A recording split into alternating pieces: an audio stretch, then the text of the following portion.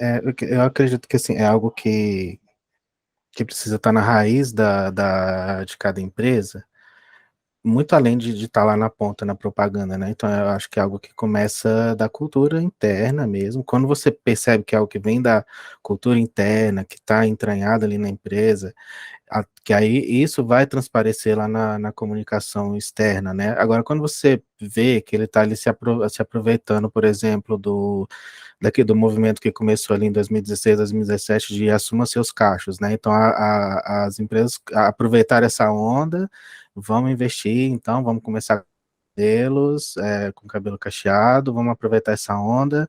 Depois começaram a aproveitar a onda do body positive, né? A onda do plus size, então vamos explorar isso. Então, assim, eu vejo que começou com essa onda de explorar mercadologicamente essa onda que veio da sociedade, né? E eu acredito que hoje já está tendo uma transformação, embora muito lenta ainda, na cultura das empresas. É claro que a gente precisa evoluir muito ainda, está muito, muito atrás do que deveria ser.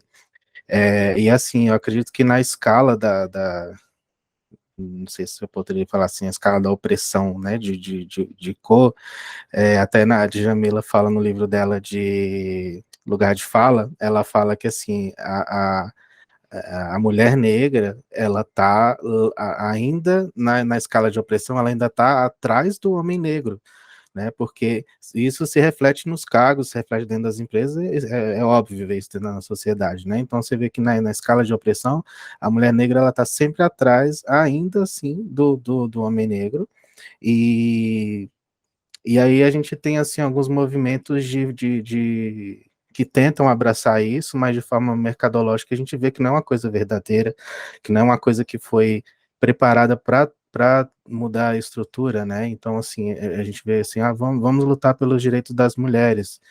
E é algo que não é de agora, é algo que é bem antigo. Se você pegar o movimento das sufragistas, né, lá antigamente, quando começou o movimento das sufragistas, eram mulheres brancas ricas que começaram o movimento do sufrágio.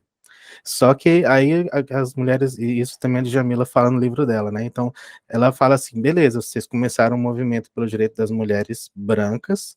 Ah, nós queremos votar, nós queremos trabalhar, mas nós, mulheres negras, já trabalhamos desde os 12 anos de idade como escravas, né? Então, assim, a gente já parte é uma corrida que você já começa ela lá do 20º lugar, né? Você começa lá do final da fila.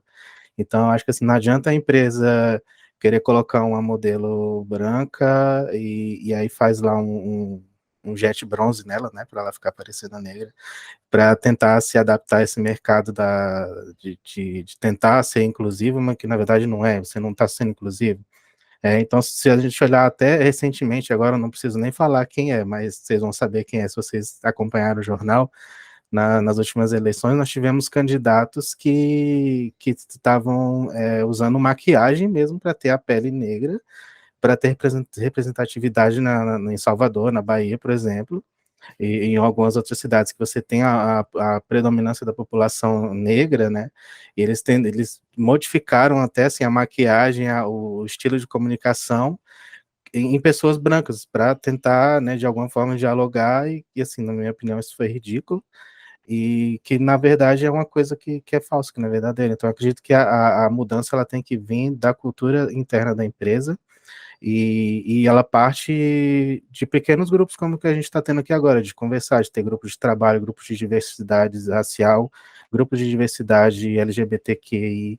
A P+, que agora tem um P, né? Que é a P+. Então, assim, parte do princípio de ter esses grupos de conversa para mudar a cultura da